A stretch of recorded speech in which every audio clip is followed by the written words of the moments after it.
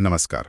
आज हम Rhonda burn की मशहूर किताब द सीक्रेट पर मिली-जुली जो राय है और जो इसके मुख्य बिंदु हैं, उन पर बात करने वाले हैं। इस किताब का मतलब जो सबसे बड़ा आइडिया है, वो है आकर्षण का नियम, कि हमारी सोच जैसे एक चुंबक जैसी है।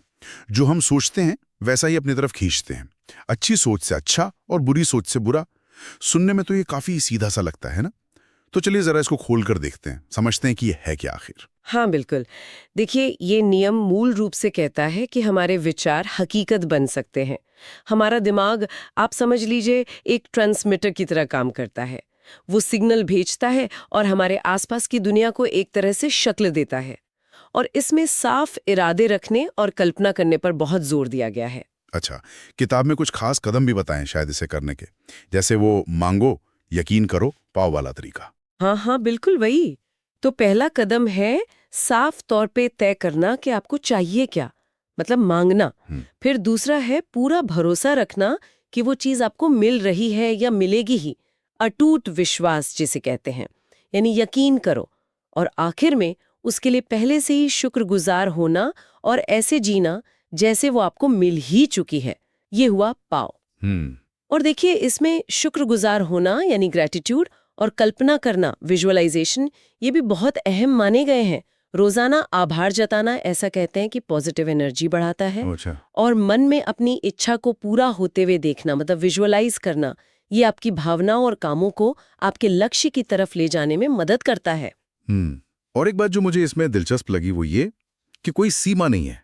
पैसा, सेहत, रिश्ते, हाँ, मतलब सब कुछ पाया जा सकता है अगर हम कमी के बजाय बहुतायत पर ध्यान दें। ये सुनने में बहुत उम्मीद देता है वैसे। हाँ। बिल्कुल, उम्मीद तो जगाता है। किताब का स्ट्रक्चर भी थोड़ा अलग है। छोटे छोटे सेक्शन हैं, अलग अलग टीचर्स या गुरुओं की बातें हैं, सफलता की कहानियां हैं। हाँ, और बार बार एक ही मैसेज है, आपकी सोच ही आपकी दुनिया बनाती है। सही कहा। और जो रिव्यूज या राय हमें मिली हैं, उनमें किताब की अच्छी बातें भी हैं और जाहिर है कुछ कमजोरियां भी बताई गई हैं। अच्छी बातों में लोग अक्सर कहते हैं कि इसका संदेश बड़ा सरल है, हिम्मत देता है, टोन काफी प्रेरक है। और जो कृतज्ञता पर जोर है, उसे मानसिक स्वास्थ्य के लिए तो वैसे भी फायदेमंद माना ही जाता है। हाँ, ये तो ठीक है, पर क्या इन आइडियाज को लेकर कुछ चिंताएं या कह लें आलोचनाएं भी हैं? हाँ, बिल्कुल है।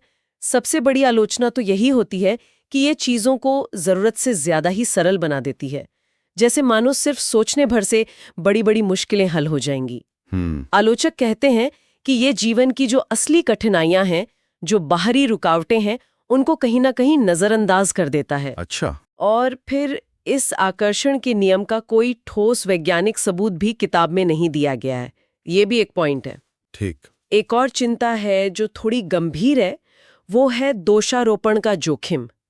मतलब अगर किसी के साथ कुछ बुरा हो जाए, तो इस नियम के हिसाब से कहीं इसका मतलब ये ना निकाला जाए कि उसने अपनी गलत सोच से इसे खुद ही आकर्षित किया है। ओह हाँ, ये तो पीड़ित को ही दोषी ठहराने जैसा हो गया। बिल्कुल। और साथ ही सिर्फ सोचने और कल्पना करने के अलावा असल दुनिया में क्या ठोस कदम उठाने हैं, इस पर ज्यादा मार्गदर्शन नहीं है।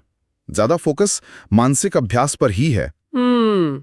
तो मतलब कुल मिलाकर बात ये हुई कि इसे शायद एक बिल्कुल पक्के यूनिवर्सल नियम की तरह देखने के बजाय एक मोटिवेशनल टूल, एक प्रेरक चीज की तरह देखना ज्यादा सही रहेगा, जो शायद उम्मीद जगाए, शुक्रगुजार होना सिखाए। हाँ। और अपने लक्ष्य साफ करने में थोड़ी मदद कर दे। बिल्कुल सही कहा आपने। शायद ये सबसे ज्यादा कारगर तब होता है जब इसे सिर्फ ख्यालों की दुनिया तक ही ना रखें, बल्कि असल दुनिया में मेहनत और एक्शन के साथ जोड़ें। इसे कोई जादू की छड़ी ना मानकर अपनी सोच बदलने का, अपनी मानसिकता में एक शिफ्ट लाने का एक तरीका मानना ज्यादा फायदेमंद हो सकता है, बिना किसी झूठी उम्मीद के।